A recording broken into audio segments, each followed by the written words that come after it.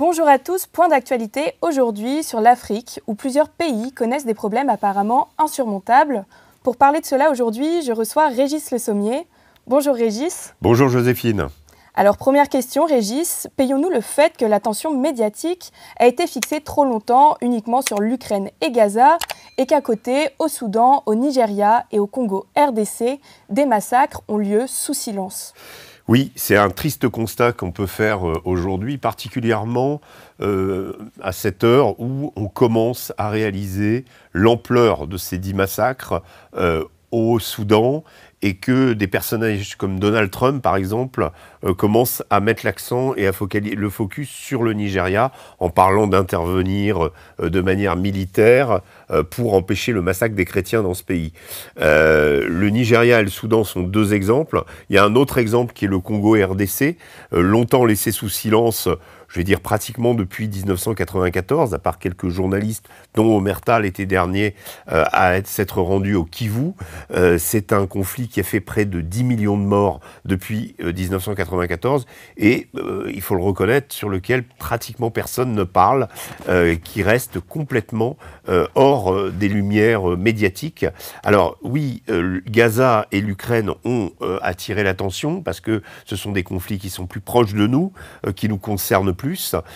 Pour ce qui est du Soudan, par exemple, il s'agit de deux milices islamistes en fait, l'armée nigérienne dirigée par un général et les forces de soutien rapide dirigées par un autre personnage qui, au départ, d'ailleurs, s'était entendu pour renverser le dictateur Omar el-Béchir en avril 2023. Et depuis avril 2023, ces deux factions se font la guerre avec le Darfour aux mains aujourd'hui des forces de soutien rapide et puis le reste du Soudan aux mains de l'armée. Et en fait, ça n'intéresse pas tout simplement parce que personne n'a vraiment d'intérêt dans le pays. Alors, il y a la question de l'or qui agite le Soudan et véritablement possède un véritable coffre-fort sous son sol, qui intéresse évidemment des pays comme les Émirats, qui interviennent dans ce conflit de manière intéressée, en particulier en soutenant les forces de soutien rapide au Darfour. Et puis vous avez d'autres pays qui soutiennent l'armée gouvernementale, l'armée soudanaise. Et donc cette guerre se fait encore une fois par puissance interposée, et elle cause et elle provoque des millions de morts dans la population. Le Soudan, aujourd'hui, est un des pays qui a le plus de ce qu'on appelle, c'est pas des réfugiés parce qu'ils restent dans le même pays, mais des déplacés de l'intérieur. Vous avez près de 7 à 8 millions de déplacés internes au pays. Donc on imagine les drames humanitaires avec très peu d'accès pour les ONG.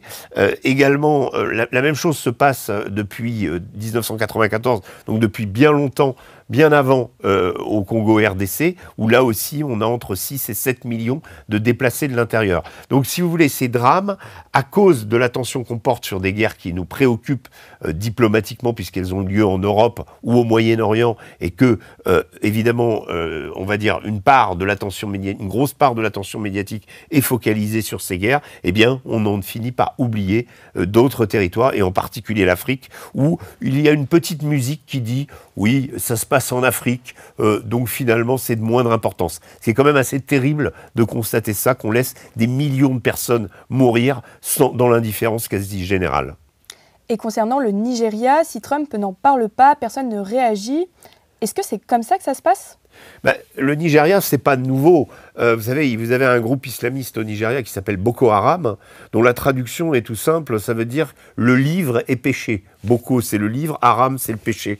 Ça veut dire quoi? Ça veut dire qu'il faut empêcher, pour eux, s'attaquer à l'école, à l'enseignement, et en particulier à l'enseignement des jeunes filles. Pourquoi? Tout simplement parce que quand les jeunes filles vont à l'école, en général dans ces pays-là, quand elles deviennent éduquées, eh bien elles font moins d'enfants. Ça permet d'abord de contrôler la démographie galopante de certains pays.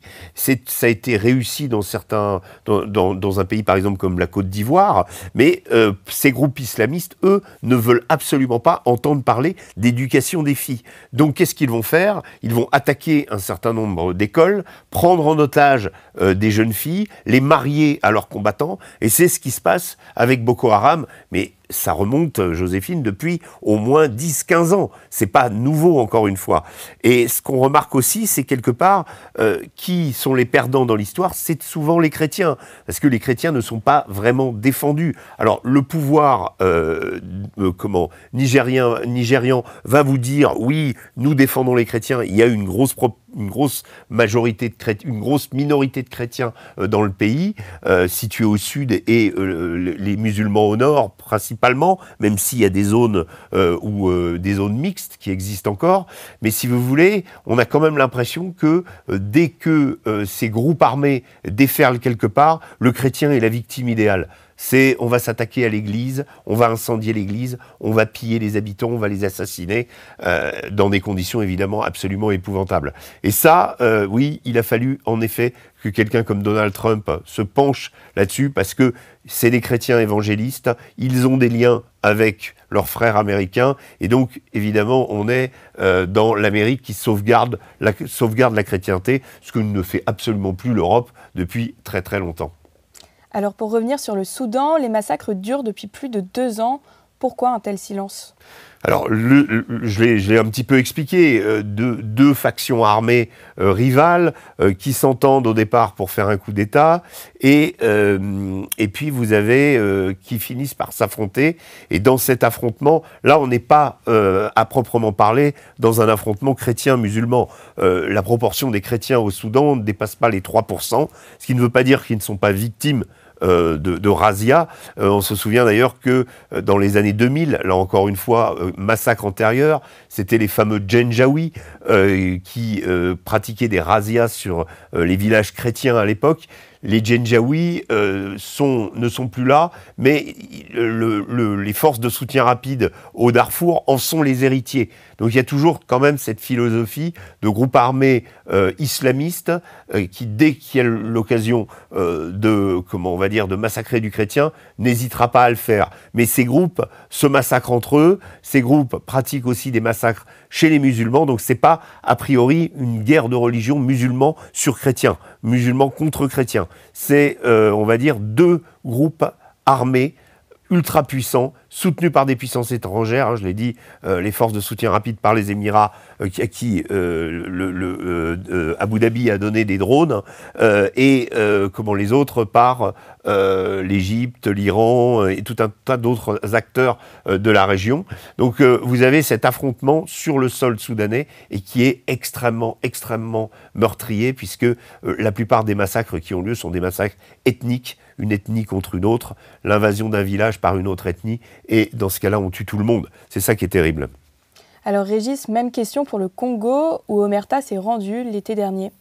Alors, le Congo, l'antériorité est plus... Enfin, les sources du problème sont plus anciens. Ils convergent vers une situation chaotique à l'est du pays, où les objectifs de prédation, on va dire, des groupes armés, c'est-à-dire que les groupes armés cherchent à conquérir les ressources propres à ces zones du Kivu, du Nord Kivu, du Sud Kivu et d'Ituri. Il s'agit de l'or, il s'agit des minerais rares, comme le coltan.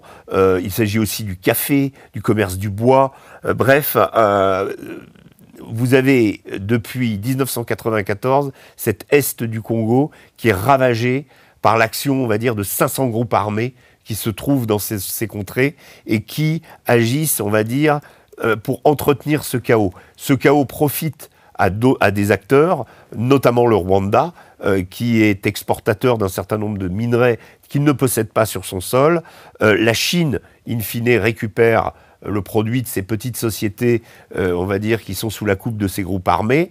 Et le chaos, finalement, profite aux Chinois, globalement. Et Donald Trump a voulu renverser la donne en juin dernier, en signant un accord avec le Rwanda et avec le Congo RDC pour espérer apporter la paix à ces régions et que les États-Unis profitent aussi des terres rares. Donc ça va être échange sécurité contre terres rares. C'est ce que nous avons constaté en allant au Kivu.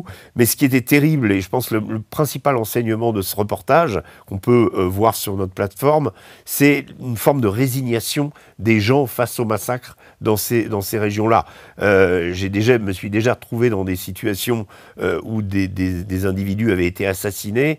Là, on a presque l'impression que c'est monnaie courante. Et on a presque l'impression que les gens, victimes eux-mêmes de ces massacres, ne sont pas surpris que ceci arrive parce qu'il y a une telle récurrence et ça dure depuis tellement longtemps que beaucoup de personnes dans ces pays ont abandonné tout espoir de voir la situation s'améliorer un jour.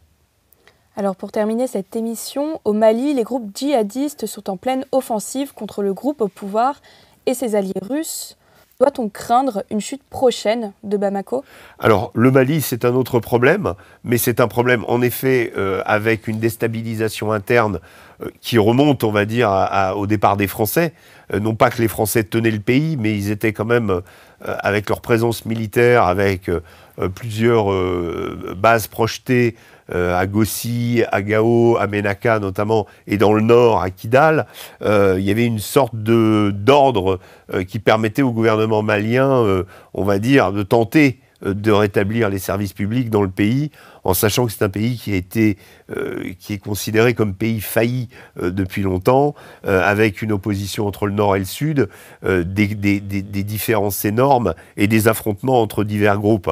Là, la situation depuis le départ des Français ne s'est absolument pas améliorée, et au contraire, les groupes armés comme le JNIM et les FLA au Nord, qui sont les hommes de l'Azawad, les Touaregs, ont fait une sorte de paix tacite pour, on va dire, affronter le gouvernement de Bamako et potentiellement le renverser. Alors la technique des JNIM pour le moment n'est pas de faire des massacres comme dans les autres pays, bien qu'il y ait des affrontements armés, mais d'asphyxier économiquement la capitale malienne, c'est-à-dire en provoquant des pénuries d'essence, en attaquant systématiquement les convois qui se dirigent vers cette capitale et en empêchant le ravitaillement de Bamako. Et ça, c'est la première technique. Alors, la chute de Bamako interviendra peut-être, mais en tout cas pas pour le moment. L'emprise des groupes djihadistes sur le Mali est notoire. Il faut savoir que la situation n'est pas plus reluisante au Burkina Faso voisin, où les autorités d'Ouagadougou contrôlent, on va dire, peut-être un tiers du pays, les 2 tiers étant livrés à eux-mêmes ou à des groupes djihadistes, et que si Bamako tombe, il est évident que le Burkina risque de tomber également, et que le Niger aussi, qui est très voisin, et qui connaît aussi des problèmes de djihadisme très intense, risque aussi de connaître des soulèvements et potentiellement on peut se retrouver avec un Sahel entièrement contrôlé par les groupes djihadistes. Merci Régis de nous avoir éclairé sur la situation. Merci beaucoup Joséphine. Et merci à tous d'avoir regardé cette vidéo et on vous dit à très bientôt.